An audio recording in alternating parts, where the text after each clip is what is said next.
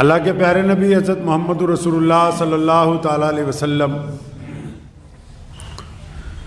نے دین اسلام کی جب ابتدا کی مکہ مکرمہ میں، اور الگ الگ قبیلوں کی شاخوں کے جو رہنما تھے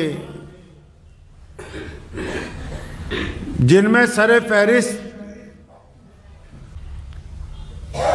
اس دور میں یہ تمام طاقتیں ایک جگہ اکٹھی ہو گئی،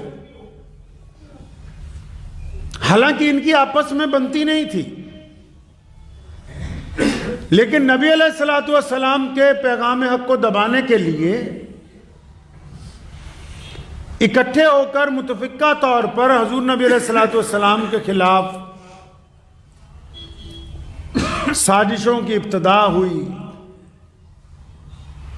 ہم سب اگر اپنے پیارے نبی حضرت محمد رسول اللہ صلی اللہ علیہ وسلم کی زندگی کو پڑھیں، اور دنیا کے تمام انسان چاہے وہ کسی بھی مذہب سے تعلق رکھتے ہوں، اگر وہ چاہتے ہیں کہ وہ اپنے اس ہدف تک پہنچ جائیں، اپنے اس مشن تک پہنچ جائیں جو انہوں نے دل میں ٹھان رکھی ہے،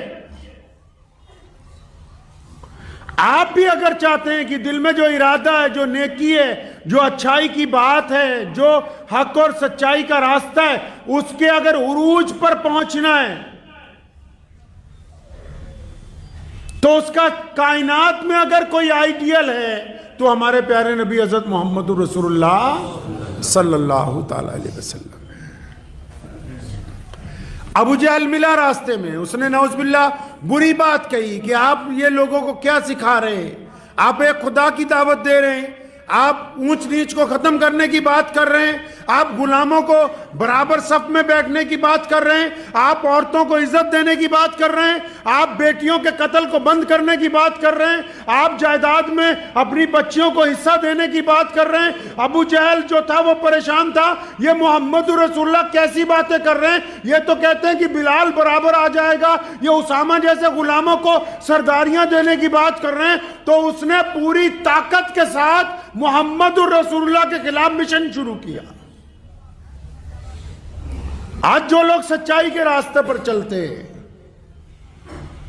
اور خاص کر جو لوگ دینی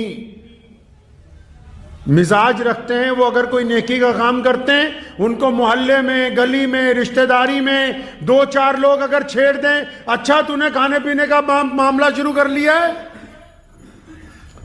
اچھا تو ریاکاری کر رہا ہے، تو حرام خوری کر رہا ہے، تو یہ کر رہا ہے۔ جب 15-20 لوگوں کی باتیں سنتا ہے تو کیا کہتا ہے آکے اپنے یاروں دوستوں کو، عجیب میں تو اللہ کے راستے میں نکلا تھا لیکن یہ سب میرے مخالف ہو گئے، میں نے کیا کرنا ہے، اس کام کو چھوڑ رہا ہوں میں آج سے۔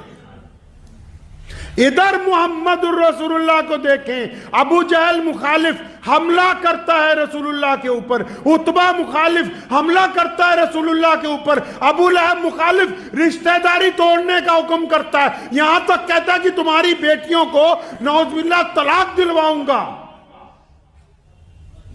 عبداللہ بن جدعان جیسا بدماش، امیہ جیسے گنڈے جو سر بازار پتھر مارتے ہیں محمد الرسول اللہ کو، اور ایک دو دن کی بات نہیں، اے دنیا کے انسانوں، اس سے بہترین آئیڈیل کیا ہوگا؟ تم چند قدم چلتے ہو، تھوڑی سی پریشانی آتی ہے واویلا کرنے لگتے ہو، تھوڑی سی پریشانی آتی ہے رخ موڑنے لگتے ہو، ذرا سی پریشانی آتی ہے عقیدہ بدلنے لگتے ہو۔ یہ محمد الرسول اللہ ہے۔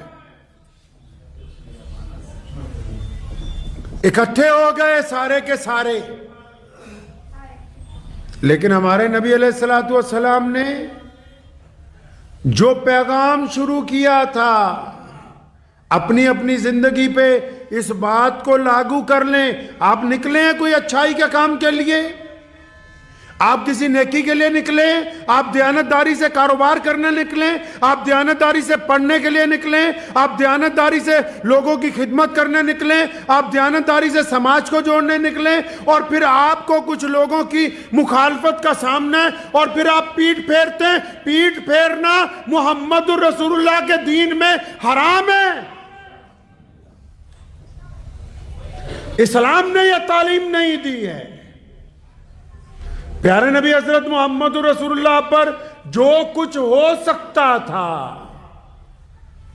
बतौर भाई लोगों ने कहा कि हम तो आपके साथ नहीं, सारे रिश्तेदारों को बुलाया, फरमाया हम तो आपके साथ नहीं, मोहल्लेदार पीछे, हुकूमत मुखालिफ। जहां बेटियों का रिश्ता हुआ, अभी रुखसती नहीं हुई, वो कह रहे हैं कि अगर आप दीन हक की बात को नौजुबिल्लाह नहीं छोड़ेंगे तो हम तो रिश्तेदारी खत्म करेंगे।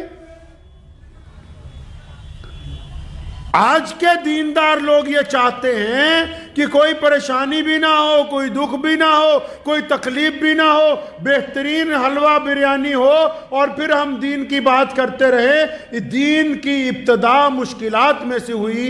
दीन को अगर कायम रखना होगा तो जो मुश्किलात आएंगी उनको, आपके पास इतने वसाइल नहीं है, इतनी चीज़ें नहीं हैं कि आप अपनी बात दूर तक पहुंचा सकें। लेकिन क्या इसका मतलब यह है कि आप अपनी बात ना करें? कीजिए, उस वक्त तक जारी रखिए जब तक आपकी बात सुनी नहीं जाती। उस वक्त तक आवाज़ हक बुलंद करते रहिए जब तक उसका असर नहीं हो जाता।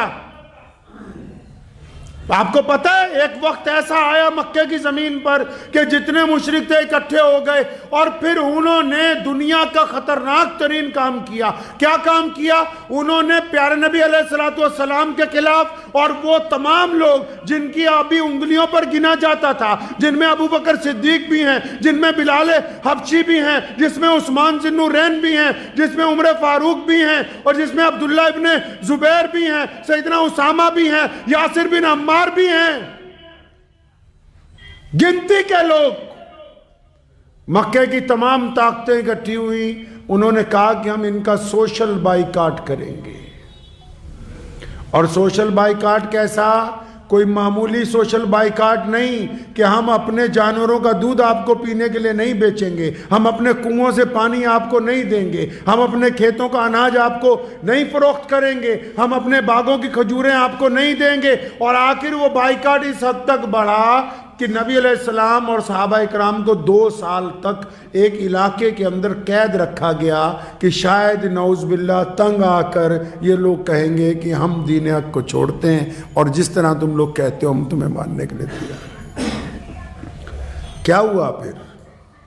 14.5 साल के तशद्दुद के बाद, 14 साल के तशद्दुद के बाद क्या हुआ? प्यारे नबी अलैहिस्सलातु वस्सलाम उसी मक्के में हैं और उसी बैतुल्लाह में, उसी बैतुल्लाह की छत पर बिलाल खड़े होकर कहते हैं अल्लाहु अकबर अशहदु अल्ला इलाहा इल्लल्लाहु वहदहु ला शरीका लहु व अशहदु अन्ना मुहम्मदन अब्दुहु व रसूलुहु।